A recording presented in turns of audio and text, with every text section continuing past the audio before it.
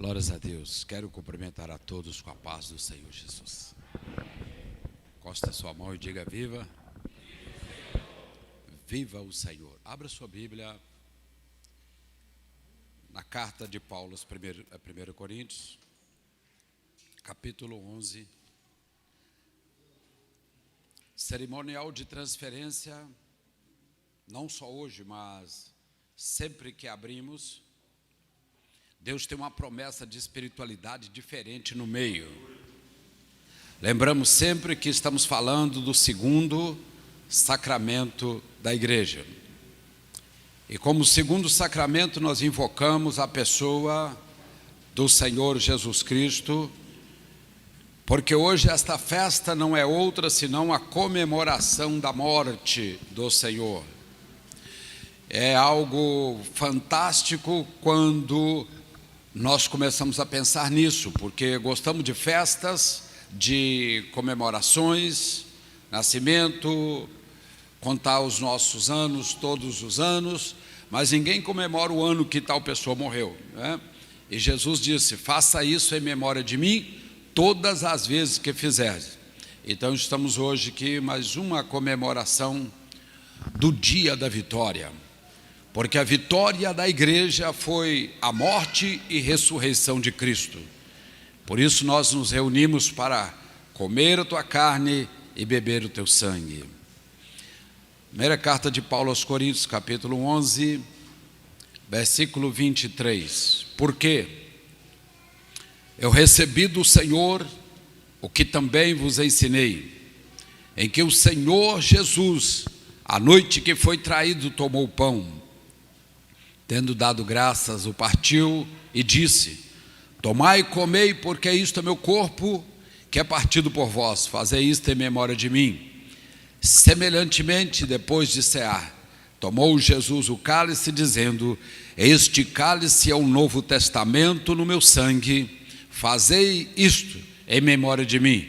Porque todas as vezes que comedes este pão e bebedes este cálice, anunciai a morte do Senhor até que ele venha.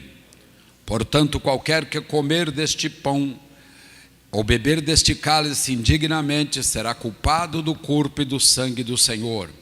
Examine-se, pois, o homem a si mesmo, e depois coma deste pão e beba deste cálice. O que come e bebe indignamente, come e bebe juízo de condenação, não discernindo assim o corpo do Senhor. Por causa disto, há muitos fracos, doentes e alguns que já dormem. Amém? Viva! Muito bem. Pode se sentar. Agora, nesse momento, procure manter sua espiritualidade em alta, porque os sentimentos que nós falamos aqui, os 7 sentimentos que se despertam no momento do cerimonial de transferência, está disponível a todos quantos conseguir pegar pelo menos um pouquinho da palavra do Senhor nesta noite. E nós temos 7 sentimentos que circulam no meio, que é a santidade, a obediência, o perdão, a revelação, a fidelidade, a confissão e a fé. São 7 sentimentos que fica disponível para quando se dá abertura no cerimonial de transferência. Deus pode te agraciar com qualquer um desses, porque o prazer está em tocar no sagrado. Quando nós tocamos no sagrado, com toda certeza nós temos condição de receber da parte de Deus qualquer um desses, ou até mais de um. Eu fico olhando no Evangelho de São Mateus, capítulo 27, no versículo 51, Deus já envinha por mais de 5.700 anos para nós hoje, 5.300 algumas coisas, na época, falando com o povo desde Adão. E diversas formas, como diz o profeta, que Deus fala de diversas formas. Mas em Mateus 27, 51, Deus abriu mais uma linha de comunicação com o ser humano. Quando o corpo dele ainda estava exposto no madeiro, o véu do santuário foi rasgado de alto a baixo. Abriu naquele momento, não só na linha dos sacerdotes, mas para todos que quisessem tocar no sagrado dali para frente, teria uma comunicação especial para com Deus. Então, eu não posso viver uma vida incomunicável, comunicar somente no horizontal, e no vertical eu não tenho nenhuma comunicação. A comunhão só é estabelecida quando você comunica na questão horizontal, quer dizer, entre homens e homens, mulheres e mulheres, e quando você consegue comunicar você e Deus. Então ali acontece o que a cruz é exatamente neste momento. Quando a comunicação ela se cruza, Deus fala. Quantos crê, diga amém. Graças a Deus. Então, que hoje você possa, quem sabe você diz assim: pastor, eu preciso de uma palavra direcionada hoje. Eu tenho algo que eu preciso de uma palavra, eu não quero agir por mim mesmo. Deus vai falar com você aqui. Deus vai falar com você aqui. Se precisar, Ele rasga individualmente o véu do santuário para você.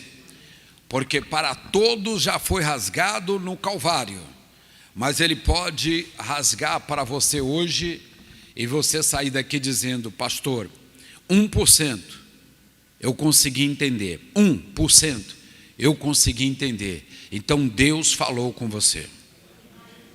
E se Deus falou com você, nós tomamos todas as palavras, que agindo Deus, quem impedirá? Não é verdade? Nós estamos falando que o apóstolo Paulo, o qual não viveu pessoalmente dentro do ministério de Jesus como os apóstolos, na morte de Cristo, Paulo tinha aproximadamente 23 anos só, já estava incluído no Sinédrio, já fazia parte da cúpula de 71 homens que decidia acerca do povo, já tinha um grau de responsabilidade muito grande, não foi apadrinhado por ninguém, aquilo foi conquistado pelos méritos, estava ali junto com outros para dar decisão ao povo, quando a notícia correu em todo Israel.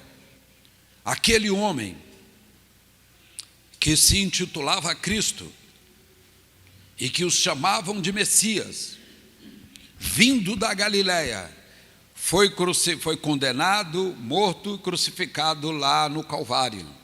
E a notícia espalhou, não teve ninguém que não soubesse dessa notícia. E Paulo continua como soldado romano, fazendo tudo quanto ele podia fazer para defender a sua fé. Até o dia que Deus o lançou ao chão para que ele pudesse falar com ele. Isso acontece até hoje, quando as pessoas não dão ouvido a Deus, e Deus está falando através de sinais pessoais, sinais familiares, sinais naquilo que a pessoa põe as mãos, a coisa começa a fechar, é Deus falando com a pessoa, e Ele não quer de maneira nenhuma dar ouvido, e não pode dar ouvido. Deus faz ele cair do cavalo, como fez o apóstolo Paulo. Na época, Saulo, Deus lançou ele no chão para mostrar o poder, que Ele é o mesmo Deus que tira do fundo do poço, como diz o profeta Samuel, e coloca para sentar nas alturas, quer dizer, nos tronos, no governo, mas Ele é aquele que pega também do governo e coloca lá embaixo, para mostrar que Ele é Deus. Quantos entendem? Amém. Diga viva ao Senhor. Então, Deus pega ali, através daquela grande luz manifestada, e se tem uma coisa que Deus entende, é de luz. Tudo quanto Deus quer fazer novo na vida de alguém, primeiro Ele traz luz. Não é aquela luz de comprimento, paz e luz, meu irmão, não é isso não, isso aí é lixo. Eu estou falando que Deus traz luz, traz entendimento, conhecimento. Ele leva a emoção para o canto e põe a razão na frente para que a pessoa possa saber tudo quanto está acontecendo, sem que nada seja oculto aos seus olhos. Então Deus pega Saulo, joga Saulo ao chão, pá! Você acha que é alguma coisa? Olha aí diante de mim o que você é, nada. E aquela grande luz ofuscou os olhos de Saulo durante 3 dias, até que novamente a luz brilhou aos seus olhos de novo. Eu fico lembrando do momento da criação de Gênesis capítulo 1, quando o texto é claro em dizer que no princípio criou Deus os céus e a terra. A terra era ou tornou-se sem forma e vazia. Havia trevas sobre a face do abismo. O Espírito de Deus pairava sobre a face das águas e disse Deus: haja luz, e houve luz. Então, quando Deus chega para fazer algo que encontrou trevas na situação, Ele já deixou claro que primeiro Ele coloca a luz na situação para depois fazer. Ele havia trevas, tinha muitas trevas naquele lugar, então Ele jogou luz primeiro, haja luz. E agora Deus começa o momento da criação. Não sei hoje como você está vivendo, de repente pode estar bonitinho, as coisas aparentemente podem estar bem colocadinhas, bem no seu devido lugar, mas para você está vivendo um mundo de ocultismo. Pastor, eu não pratico ocultismo. Eu estou dizendo isso não. Eu estou dizendo que a sua vida é uma vida de ocultismo, porque quase tudo é oculto para você, porque a escuridão não deixa você ver. Deus vai fazer um haja luz em você. Deus poderá rasgar o véu para falar com você.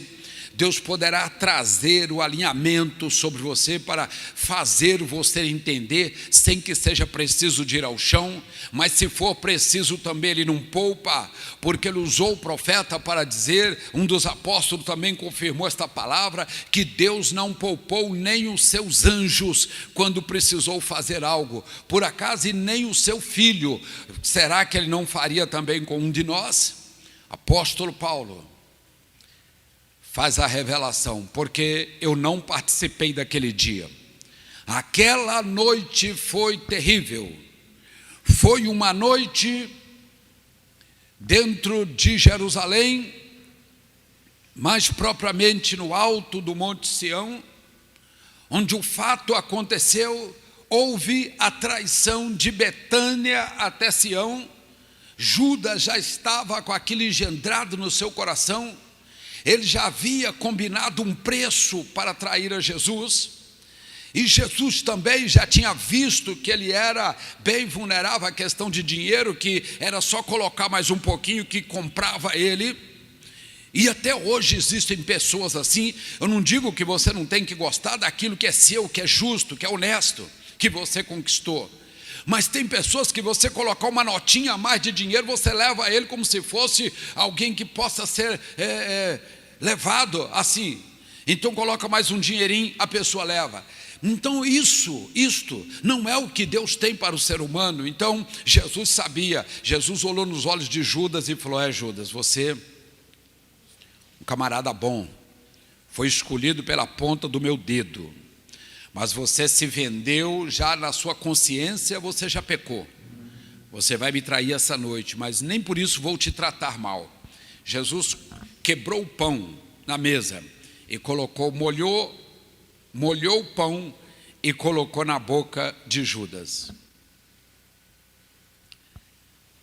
Paulo não esteve ali, mas ele recebeu por revelação, entenda isso.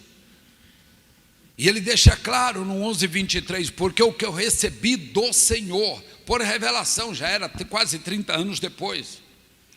Eu também vos entreguei que naquela noite que Jesus foi traído, ele tomou o pão, deu graças, partiu, olhou para os discípulos e disse: este pão é o meu corpo que é partido por vós, fazei isto daqui para frente em memória de mim.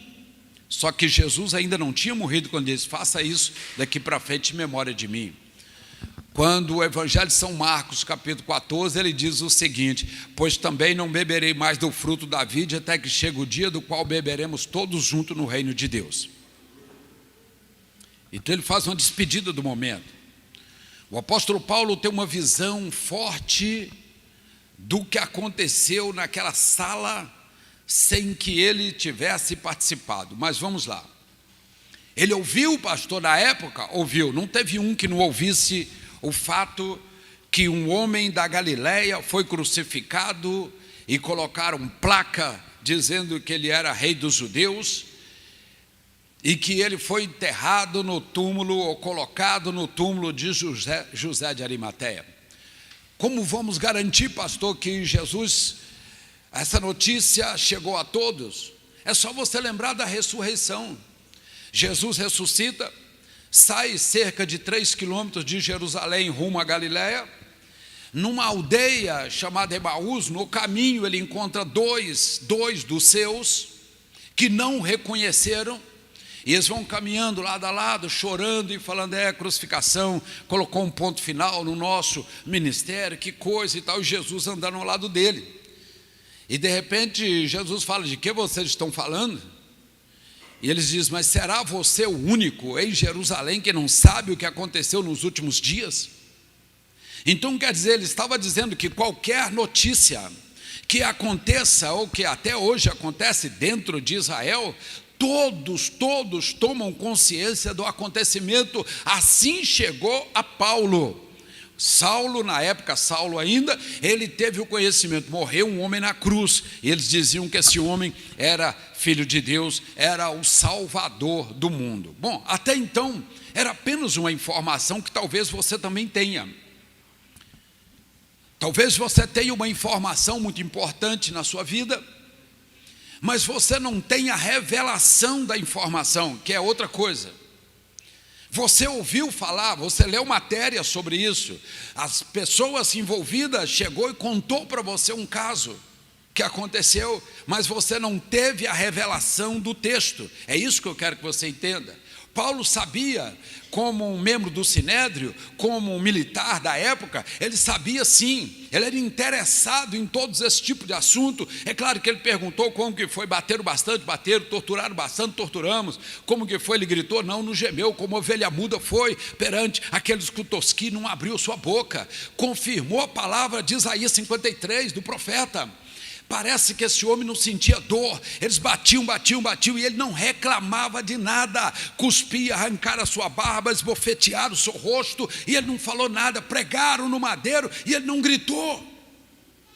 É claro que Saulo viu aquilo e falou, mas eu já vivi tantas situações, e eu nunca vi um fato desse, mas aquilo foi só ouvido. A revelação do texto chegou para Paulo depois. Quando ele estava em Corinto, participando de um momento desse, de um cerimonial de transferência, que naquela época era apenas uma ceia, não havia transferência, porque só se transfere quando os asmos estão na mesa. Não se transfere se você colocar aqui pão de sal, pão de forma, se você colocar suco industrializado, colorido artificialmente, não se transfere nada. É como você querer ligar uma lâmpada colocando qualquer objeto para ligar de um lado ao outro, que não passa corrente, não adianta, você tem que colocar um pedaço de fio mesmo. Então aqui, com os elementos fermentados, você não tem como comunicar no sentido vertical entre você e Deus, e dizer, Deus, rasga o véu para mim, eu tenho algo difícil amanhã, algo que eu tenho que responder amanhã, Senhor, me coloca a revelação. Talvez você tenha a ciência, o conhecimento, mas não tenha a revelação do que você vai falar, e a revelação é muito mais importante do que o conhecimento e a ciência. Não anula de maneira nenhuma, mas é muito mais forte você ter a revelação do que você ter somente o conhecimento e a ciência da coisa. Quantos entendem? Amém. Viva! Então Saulo, no meio daquele cerimonial que não estava legal, ele disse assim, olha, o que eu recebi do Senhor, eu fui revelado por Deus, era como se eu fosse transportado lá para dentro daquela sala, e eu assistisse minuto dos acontecimentos ali dentro daquela sala. Eu assisti tudo, Eu vi Jesus assentado com os 12, eu vi Jesus comunicando com eles que o tempo era findado, eu vi os olhos de Judas que brilhava e que o rosto não cruzava com o rosto de Jesus, quando Jesus disse: aquele que põe a mão comigo dentro do prato, este há de me trair. Era como se Paulo falasse assim: eu vi quando cada um pôs o dedo no peito e falou: por acaso sou eu, Senhor? Por acaso sou eu? Ele teve a revelação acima dos fatos que ele já tinha ouvido. Eu falei isso aqui hoje de manhã. Nós fizemos um cerimonial muito importante, que há uns anos atrás eu recebi um pai aqui na igreja, mais ou menos no dia 5, 6 de janeiro, começo de um ano. E quando este pai saiu dali, eu fui para casa pensando assim: eu já recebi tudo que eu tinha para receber de Deus esse ano, porque eu fiquei muito feliz com o fato que aconteceu ali, no comecinho de um ano, atendendo uma pessoa depois de um culto em pé. Não estava no momento de atendimento para buscar a revelação ali mais concentrada, foi algo acontecido a queima-roupa, vamos entender isso. E aquele homem chegou triste, abatido. Ele dizia assim: senhor pastor, eu queria uma oração. Eu falei: sim, vou fazer a oração por você. Eu perdi uma filha e um genro. Aí era novinho, 30 anos. Foi um acidente em Venda Nova dos Imigrantes, vindo de Vitória, e o carro desceu a ribanceira ali, e eu perdi eles. Falei: a vida também, a morte faz parte da vida. E tentei dar uma palavra de consolo, fazer com que ele quebrasse aquele momento ali, para ele poder raciocinar um pouco, sair daquele momento. Mas ele falou assim: não, pastor, eu sei, eu já convivi com várias mortes na família, mas eu não concordo de ter enterrado a minha filha sem cabeça. Minha filha estava formando agora, e atrasou um pouco, teve uma criança, e agora... E ele contou este caso chorando para mim. E eu peguei, olhei nos olhos dele, eu ouvi, assim como vocês também já ouviram várias situações, e que vocês precisam, às vezes, falar, pontuar em cima da situação. Aquilo ali é conhecimento e ciência que você tem, às vezes até da pessoa mesmo, como eu ouvi do pai. Mas não é revelação ainda. Quando ele falava, Deus abriu a revelação ao lado dele. Eu fui lá, há uns 15, 20 dias atrás, era o fato. Eu fui lá naquele local, vi o Fiat Uno, vi quando ele atravessou, quando ele bateu num caminhão-pipa, esse caminhão de água azul, e uma Mercedinha, e aí eles desceram, e aquilo foi os capotamentos ali para baixo, e foi aquela loucura. Eu assisti. Então, quando terminou, fiquei assim, falei para ele: deixa eu falar para o senhor, senta aqui. Eu vi o acidente. É isso que Paulo está falando aqui, o que Deus me revelou que aconteceu naquele dia que eu não estava. Então eu disse para ele: eu vi o acidente, eu sei onde está a cabeça da sua filha. E me propus ir lá, desde que me levasse até lá e chamasse o bombeiro, que já havia trabalhado ali 3 dias naquela região, e parece que parte deles foram os mesmos que estavam de plantão no dia, foram para lá, falou: mas já procuramos tudo, realmente não existe. Mas eu vi quando o caminhão deu a primeira dobra e uma chapa soltou do caminhão que cobriu o motor que bombeia a água, uma chapa curva assim, ela soltou e infelizmente a amputação foi ali. E também da mesma forma que cortou, sepultou com o peso debaixo de uma moita de capim, e aquilo ficou na areia, muita areia ali em cima das pedras. E eu contei isso para ele assim de pé, ele tremeu, ele sentou. Eu falei: nós vamos lá, se é esse o problema, está resolvido o problema. Confesso que eu fui para casa pensativo e falei: Deus, se não vier nenhuma bênção este ano mais, eu já recebi a bênção que o Senhor tinha para mim, porque foi profundo demais. Apesar que Deus só me retornou 15 dias atrás para assistir, já aconteceu o fato de anos atrás, Deus me mostrar a situação como se eu tivesse assentado na sala assistindo o acontecimento, não o fato, mas a revelação do fato. Quantos entendem isso? Fomos para lá, depois de muita luta durante um dia todo, porque Quando o comando está com você, você pode agir. Quando o comando está com outras pessoas, você tem que esperar a boa vontade das pessoas, né? E o comando não estava comigo até então. Até que eu assumi o comando e falei, bom, vocês já fizeram a parte de vocês? Eu lembrei de Elias, quando o povo estava ali se retalhando e pedindo que descesse fogo do céu. E Elias disse para eles, vocês já terminaram o serviço? Então afasta para lá que eu vou, agora é minha vez. Então, quando eles já não tinham mais, dentro das técnicas de rapel e de tudo, tentar chegar no qual, eu falei, deixa eu falar para vocês, eu vou pela revelação, eu vi, está debaixo dessa moita aqui, ó. Pode arrancar aqui, pode escavar, que a cabeça está aqui. Então, quando o comando passou para o lado que estava sob o domínio espiritual, a coisa foi horas depois e conseguimos chegar ao objetivo que era os peritos chegar, recolher a cabeça e tal, aquela coisa para fazer o sepultamento ali. Foi tremendo o que Deus me mostrou. Foi isso que Deus falou com Paulo. Eu só estou contando isso, podia contar inúmeros casos, só para você entender que Paulo estava uns 30 anos depois, e ele disse, o Senhor Jesus me revelou, o que eu recebi dele é o que eu vou passar para vocês. Vocês estão fazendo errado.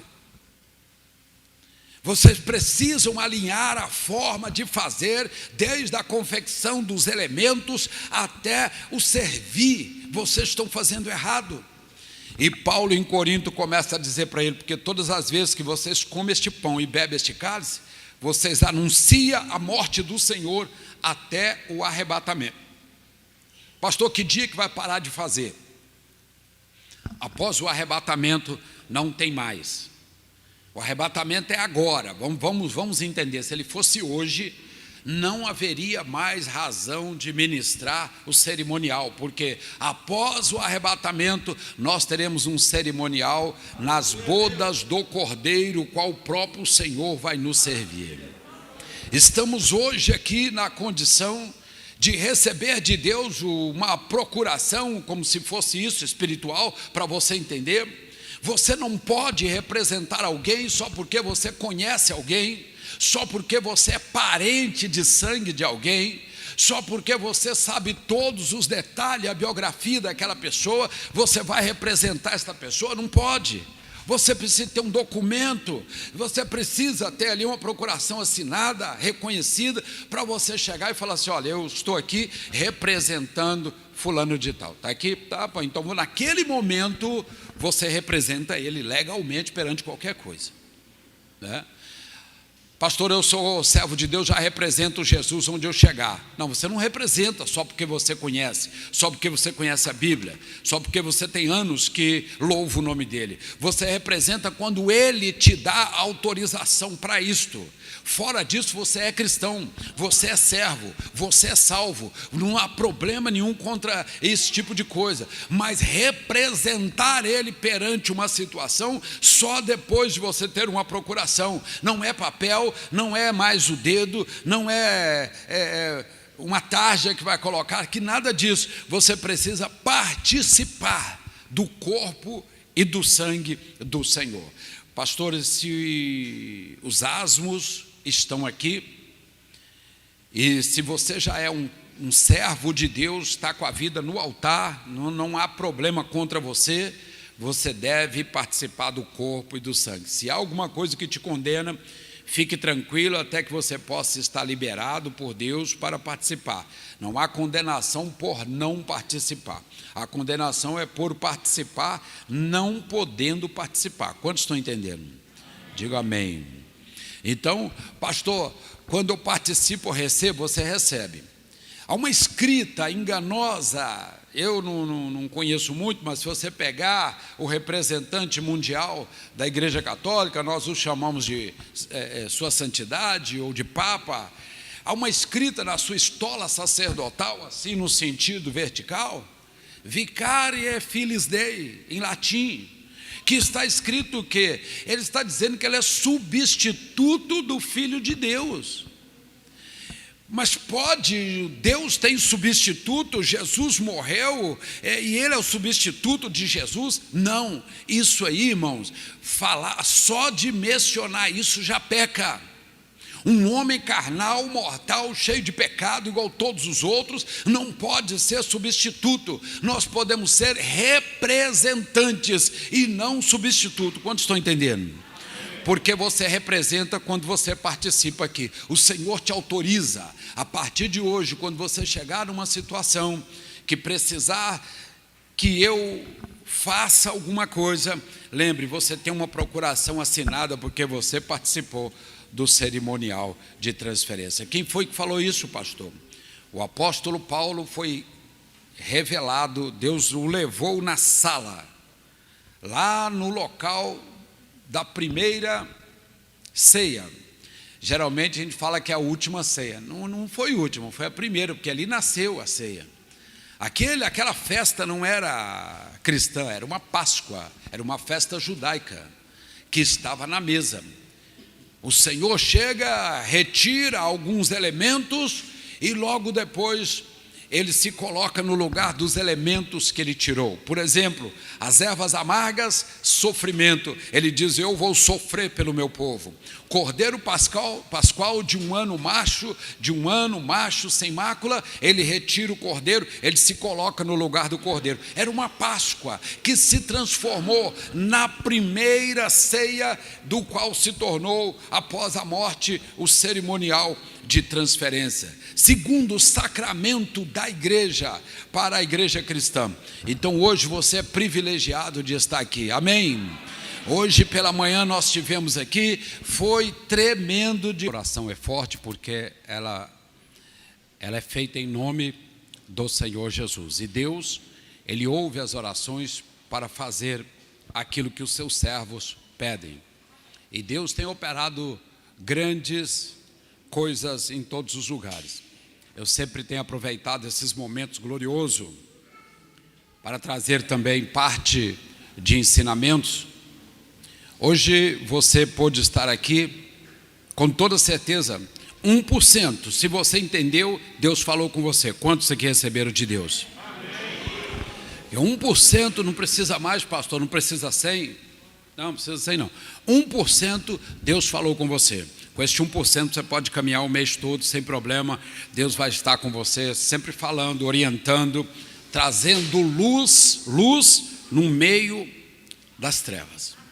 Agora, a oração forte é quando você ora em nome de Jesus e pede para Deus fazer o milagre.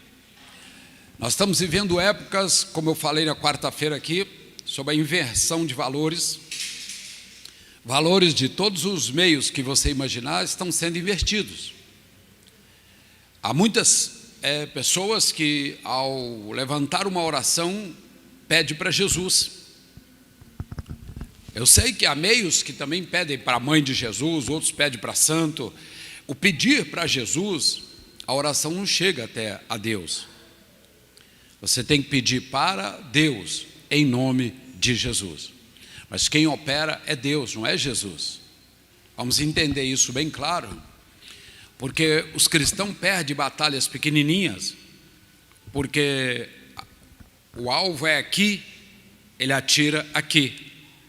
Todos dois é Deus, o Espírito Santo também é Deus, mas há uma sequência, uma ordem deixada para nós, e ordem é para ser cumprida, não é para você inventar coisas em cima de uma ordem, é só cumprir que a bênção vem.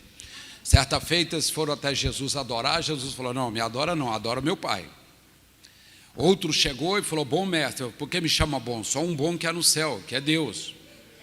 Quando na oração Jesus disse: olha, pede para Deus em meu nome que Ele concede. E o próprio Senhor, Ele disse isso, que a oração ela é condicional.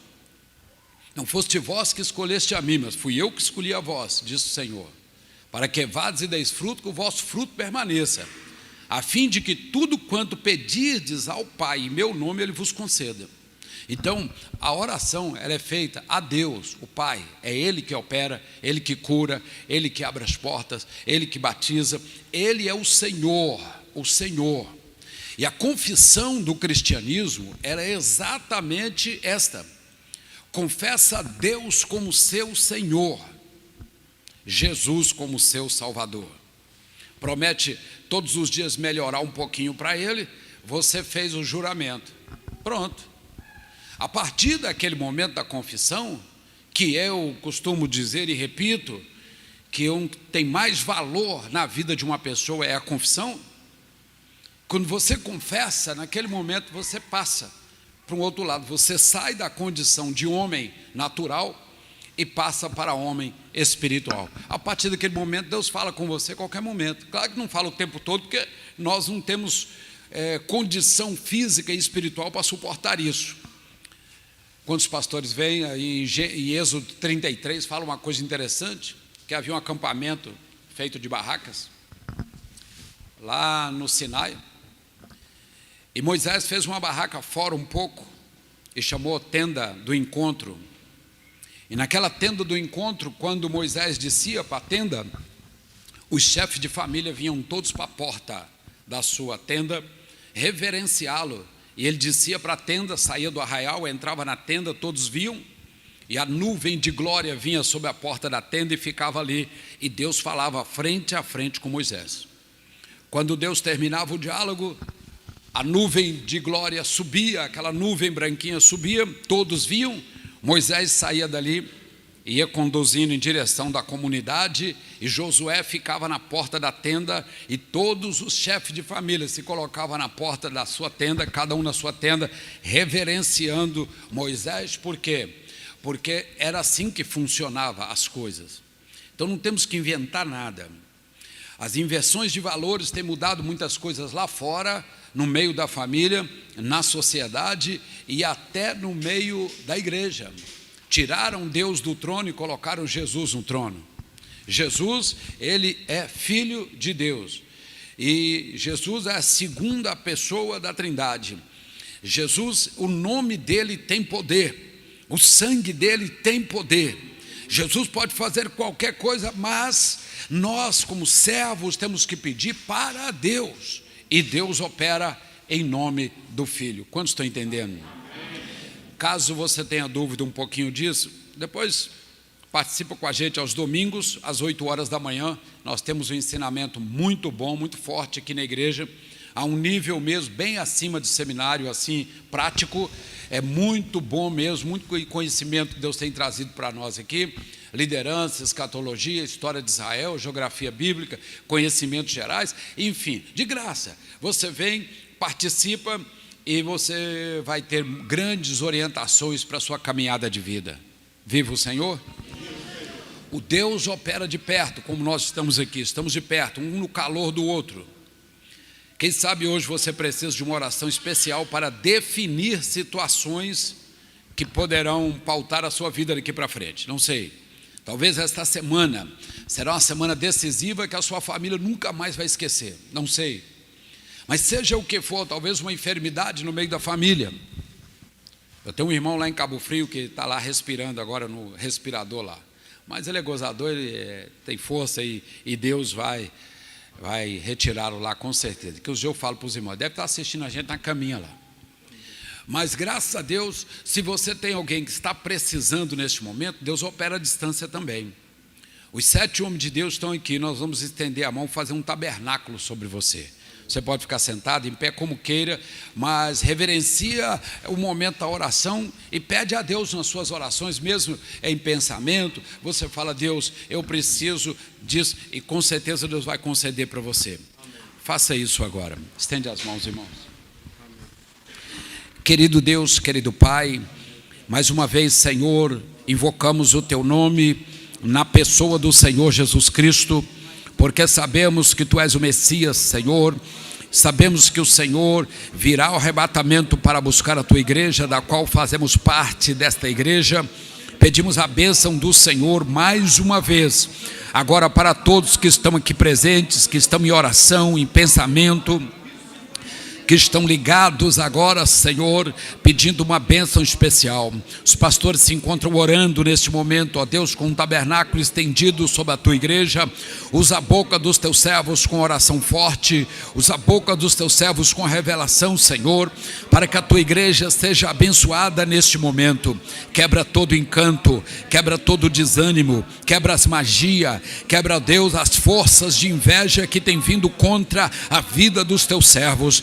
Levanta, meu Deus, na força do teu poder, a vida, os negócios, a família, tudo quanto o teu servo está colocando diante do Senhor agora, meu Deus. Reverenciamos o Senhor, entramos na tenda do encontro neste momento, meu Pai, e pedimos ao Senhor que fale neste coração, rasgue o véu individualmente para o teu servo, abra uma nova linha de comunicação, Senhor, com a tua serva. Eu não sei o que está acontecendo, meu Pai, mas eu sei que o Senhor pode, e pode muito mais do que pensamos. Senhor, há poder no teu sangue, há poder no teu nome. Eu sei que o Senhor está aqui, e o Senhor não veio passear, o Senhor veio abençoar aqueles que clamam, aqueles que participaram do corpo, do sangue, aqueles que estão em casa nos assistindo, que estão passando por privações, passando por provações. A enfermidade tem entrado, a dificuldade está rondando a família. Senhor, às vezes a ciência não tem uma palavra. Pedimos ao Senhor agora, cobre com as tuas mãos este lar, esta pessoa, Senhor. Quebra o encanto que estiver ali, meu Pai. Ó Deus, liberta esta pessoa, livra esta pessoa, traga esta pessoa mesmo, Senhor, no seio do Senhor, para ser acalentada, curada, para ser sarada, para que o Senhor abra um caminho diante desta vida. Senhor, abençoa os irmãos que está pedindo agora. Envia, Pai querido, os teus anjos agora até este lar, meu Pai, até aquele escritório, Senhor, aquela empresa, aquele hospital, aquela cama onde a pessoa está deitada, talvez em casa, está faltando ar, meu Pai. O Senhor pode assoprar o fôlego de vida a esta pessoa agora e trazer uma bênção sem medida. Talvez são outras enfermidades que assolam o corpo físico, o emocional. Senhor, às vezes não há recurso para socorrer, mas o Senhor pode fazer agora o milagre. Nós clamamos pelo milagre. Somos uma igreja que temos experimentado o milagre e estamos clamando agora, meu Pai, a revelação do fato. Revela os fatos que estão ocultos, que estão às vezes, ó Deus, ocultado pelas trevas. Que haja luz, meu Pai. Revela agora para os teus servos. Senhor, nós estamos aqui, pedimos a tua palavra, confirmamos na tua palavra que o Senhor é Deus, que Jesus é o nosso Salvador. Pedimos em nome de Jesus Cristo, Senhor, que o teu servo sinta este poder que vem do nome de Jesus. Quando ele pensa, quando ele menciona, quando ele imagina a situação inversa do que está caminhando, meu Pai, o Senhor pode fazer. Usa as mãos estendidas dos teus servos, usa a boca dos teus servos agora, meu Pai, e cobre a tua igreja. Ore forte, pastores, ore forte agora. Peça para Deus. Olha aí, tem gente recebendo literalmente a graça do Senhor neste momento. Há poder no nome de Jesus, há poder no sangue de Jesus. Confirma a vitória, meu Pai, confirma a vitória, meu Deus. Tu és grande, Senhor, só o Senhor é Deus, só o Senhor é Deus. Cobre agora, meu Pai, a tua igreja. Tu és grande, Senhor, tu podes fazer o que nós não podemos, meu Pai, e clamamos aqui agora. Levanta o caído, levanta o que está prostrado, levanta aquele que está viciado, levanta aquele que está perdendo tudo, meu Pai, levanta aquele que o inimigo tentou roubar o que é desta pessoa. Tira agora, meu Pai, levante o rosto do teu servo, abre uma porta de oportunidade agora, meu Pai, para os teus servos agora. Nós clamamos, meu Pai, neste momento. São 7 orações sendo feitas sobre a igreja neste exato momento, meu Pai. Eu sei que o Senhor tudo pode, que o Senhor ouve os teus servos. Nós pedimos a tua bênção, Senhor, nesta hora, meu Pai. Esta pessoa que está ajoelhada, ou que está com a mão sobre o pai, sobre a mãe, que está agora clamando com documentos nas mãos, Senhor, que está pedindo, Senhor, com o pensamento ligado na pessoa que precisa.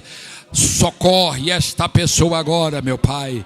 Onde esta pessoa estiver, socorre agora. Aqui no nosso meio há pessoas, Senhor, há decisões para serem revogadas, há decisões que vão trazer um mal muito grande, Senhor, no meio da família, e há outras decisões que serão de bênção, Senhor, para todos. Movimenta agora, Senhor, movimenta as tuas mãos, Senhor. Tu és grande, só o Senhor é Deus.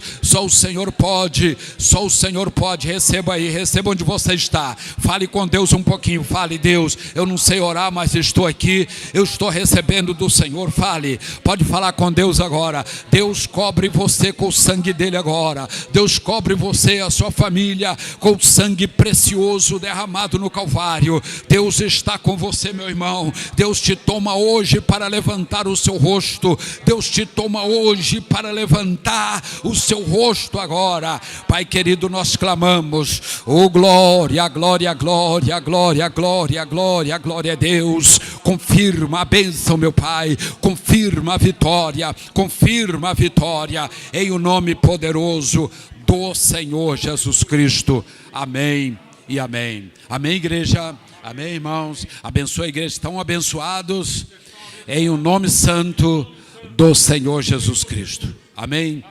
Pode se sentar um pouquinho. Deus seja louvado, Deus seja